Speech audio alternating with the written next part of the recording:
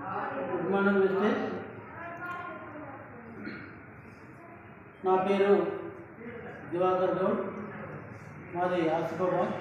మా అప్లైన్ వచ్చేసి భాగ్యలక్ష్మి, మా మెంటర్ గారు వచ్చేసి శ్రీపతి సార్ గారు. మరి మేము ఏదైతే మనం కాకుండా నేషనల్ ప్రోగ్రాంకు మరి ఆసిఫాబాద్ నుండి అంటే తెలంగాణ నుండి ఆంధ్రాకు రావడం జరిగింది. ఇంత దూరం రావడానికి కారణం ఏంటంటే పాపికొండలో కూడా పెట్టిన ప్రోగ్రాం మాకు చాలా ఉత్సాహాన్ని మరి మంచి నాలెడ్జ్ ఇవ్వడం జరిగింది. ఎందుకంటే ఈ గోదావరి 65 కిలోమీటర్లు నీళ్ళలో ప్రవహించాలి అని అంటే కొద్దిగా భయంతో కూడినటువంటి విషయం కాబట్టి మరి నేను కూడా ఫ్యామిలీతో రావడం జరిగింది. మా ఫ్యామిలీ చాలా సంతోషపడ్డారు.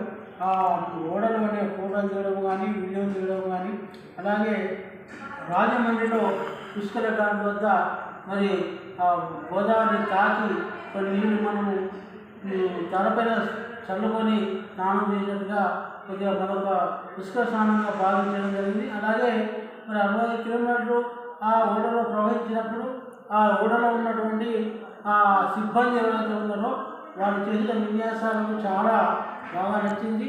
ఎందుకంటే వారు ఆ ఓడ యజమానం వాళ్ళకి ఏమి ఇవ్వకున్నా కూడా వారు మరి వారి కడుపు కొరకు వాళ్ళు చేసిన విన్యాసాలు చాలా మాకు మా మైండ్ని మేల్కొల్పింది. ఎందుకంటే వాళ్ళు ఒక చిన్న ఆదాయం కొరకే అంత విన్యాసం చేస్తూ ఉంటే మేము వెస్టేజ్లో కూడా మరి చేయకుంటే మాకు ఎట్లా ఆదాయం వస్తుంది, వాళ్ళ యొక్క మైండ్ సెట్ ఎట్లా ఉండదని మాకు కూడా గమనించగలిగింది.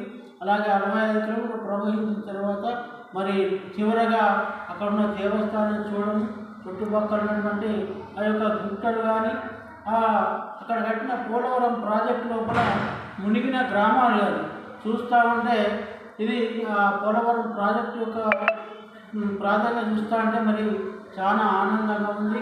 అంటే నీటిలో ప్రవహించేంత వరకు మాత్రం తిరిగి వచ్చేంత వరకు నాకైతే భయం లేకుండా కానీ మా ఫ్యామిలీ కొద్దిగా భయపడడం జరిగింది. మరి ఏది ఏమైనా మరి కత్తిబాబు గారు పెట్టినటువంటి ప్రోగ్రాం ఆయన ఇచ్చినటువంటి ఈ మైండ్ సెట్ ప్రోగ్రాం అని చెప్పినట్టు ఒకటే చెప్పాడు, తిరస్కారాన్ని అంగీకరించాలి. ఎన్ని తిరస్కారాలు వచ్చినా అంగీకరిస్తే అదే మీకు ఆ యొక్క ఆయుధంగా మారుతుందని చెప్పడం జరిగింది. అలాగే మీరు త్యాగాలు చేయాలి, భయము వీడాలి అని చెప్పడం జరిగింది. మరి త్యాగాలు చేస్తూ భయం వీడుతూ వెస్టేజ్ లోపల పనిచేయాలని నిర్ణయించుకున్నాం.